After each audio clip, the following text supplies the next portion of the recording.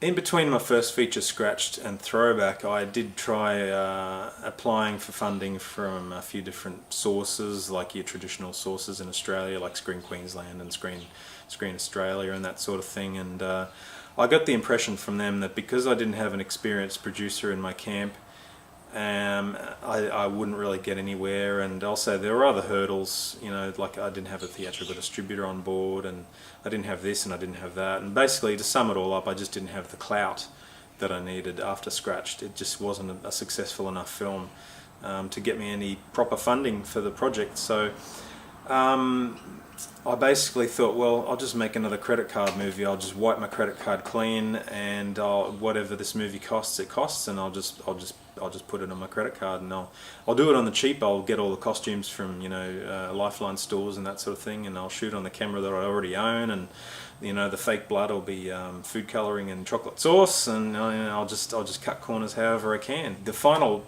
budget at the end of the day was probably about $4,000 all told, and that was for consumables, mainly like tape stock, props like fake blood and fake heads and fake arms and legs and that sort of thing for the dismemberment scenes.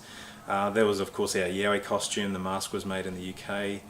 But on the whole, I mean, all the actors were treating it like a community theatre project, and basically volunteering their time and services, and everyone was paying for their own food and petrol and that sort of thing. And we just rolled up our sleeves and got it done, as you do in a low budget production. So the film was basically funded out of my own pocket, but it's been pretty gratifying to have some successful screenings here in Cairns, and also the DVD is out now, so money has started trickling in small amounts. I'm not about to buy a Gulfstream jet or anything like that, but I have started making inroads towards getting my investment in the film back, which is cool.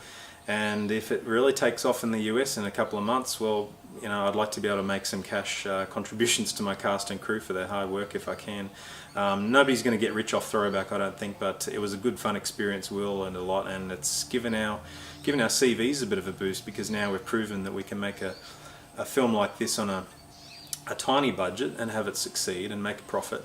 And I think that'll stand us in good stead for when we start our next project, so onward and upward. I always had a plan from day one for Throwback. Before I even started writing the script, I knew how I was going to try and sell it.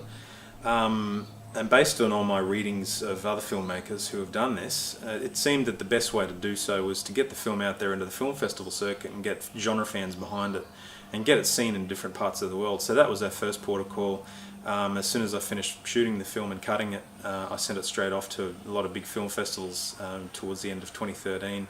And we got into one big festival in the UK, which was the Bram Stoker International Film Festival, and that sort of started the snowball rolling, I guess you'd say. I mean, after that, the acceptances started coming, almost on a weekly basis. And I remember one week in particular where we had 3 days in a row where we literally got 3 US acceptances in a row, so that was pretty cool. And the project just started picking up steam. It started getting some good reviews in places like Horror Hound magazine, and started getting noticed, and our Facebook likes went up and that sort of thing. And all the while I was thinking, well, I'm not going to approach a distributor yet. I'm just going to wait and see. I'm going to follow this through and watch the film go through its slow burn festival circuit, and just basically let it generate some heat. And hopefully that'll give us some leverage when it comes time for us to actually go out and find a distributor. And when it all happened, it happened a lot easier and a lot quicker than I expected it to. I was actually just about to start sending out query letters to a lot of the big distributors in Australia, and I just happened to notice that a little Melbourne film festival called Monsterfest had opened its call for submissions.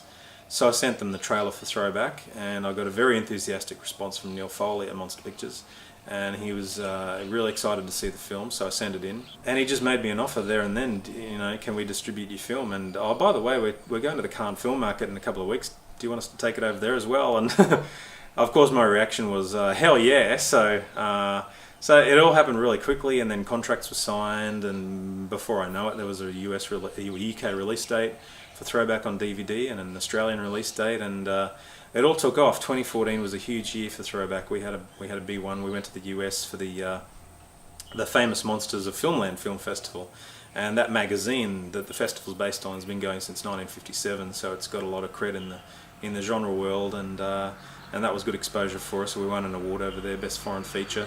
So all along the way, we've been earning all these little feathers in our cap for Throwback, and it's just sort of taken off. And just the other day, I saw that some horror website has tweeted, the release of the US, DVD, and then somebody retweeted that, and then somebody retweeted that. So it's sort of taking on a bit of a life on its own. Now I'm thinking about cutting maybe a third and final trailer for the film too, to get it out there just before the US release, just to give it a big push and big kick, because the two previous trailers I think have focused a lot on the action aspects of Throwback, but not so much on the slow burn sort of suspense and atmosphere of the film, and they haven't had a lot of yowie sound effects in there either. So the next trailer is going to be more suspenseful and probably a bit darker and creepier than the previous sort of action-oriented trailers. So that's the plan of attack.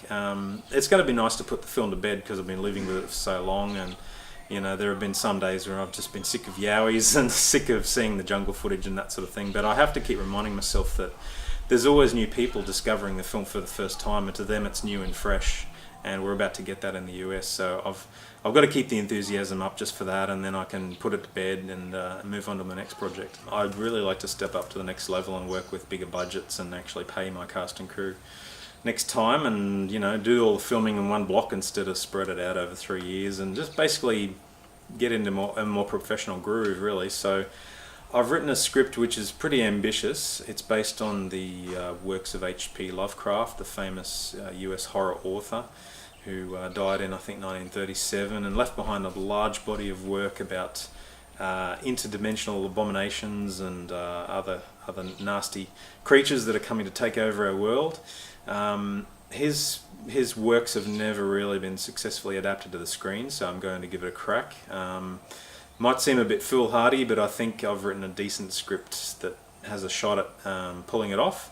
So my script is based in the outback. It's about a bunch of journalists who go out to interview some survivalists who have set up camp out there, and they're expecting the end of the world. And at first the journalists think these survivalists are a bunch of nutbags who get around in tinfoil hats and don't have any credibility, but as they start seeing strange lights in the desert and glimpsing strange creatures that have no business being there, the journalists start to think, well, maybe there is something to this story after all. So it's sort of tied in with another Australian legend, which is the Min Min lights, and they have been seen a lot in different outback areas of Queensland. They're strange ghost lights that often appear in arid regions at night, and people see them and they zip around on the horizon, and nobody's really come up with an explanation for them yet. Some people believe that they're caused by refractions of the light or something like that. I'm taking the alien angle approach, so my film is based around the idea that once upon a time, long before human history, there were creatures on this planet who came from the stars and ruled the earth as if it were their own, and they've been away for a while, and now they're coming back, and they're ready to take over management of the planet. So it's a big sci-fi horror epic adventure story. It takes place in the outback. We've got Vernon Wells on board, who's returning from Throwback, and this time he's playing a farmer with a big gun collection who doesn't like aliens, so that'll be cool. And we've got a couple other names lined up that we're talking to. Too soon to really make any announcements yet, but the project is coming together quite nicely. We're just at the stage now where we're trying to figure out how to find the financing for it. But, we're going to look at the crowdfunding thing, we're going to look at government funding, we're going to look at private investment, and hopefully draw together a range of different sources of finance and put it all in one basket, and then we can make the film properly, as we hope to, and deliver to horror fans and sci-fi fans the Lovecraft film that they've been waiting for years. So we've got some pretty cool concept artists working on some nice artwork of creatures and that sort of thing as well. So if we can translate that into practical creature effects that look good on camera, and not like a Halloween costume, then I think we'll be pretty right. But we're gathering a pretty solid team for the movie, and hopefully, if we pull it off, it'll be out in about 2017 or 2018. And Lovecraft fans and horror fans in general will have a film that they can watch and enjoy, and then maybe bigger and better things after that. Maybe bigger budgets. Who knows? We'll just see what happens. But the exciting thing is the technology is there now for us to use. We can tap into it. It's right there at our fingertips. So we have cameras now that can shoot cinematic quality video for a very low cost. We have computer software programs that can pull off, Hollywood level CGI effects if we want to. We can do compositing. We've been talking to some really cool creature effects guys who can do some amazing stuff on a low budget. So I think it's time to bring all that together and basically make a step up from Throwback and do a more impactful film that can maybe have even more commercial appeal next time and appeal to a huge audience.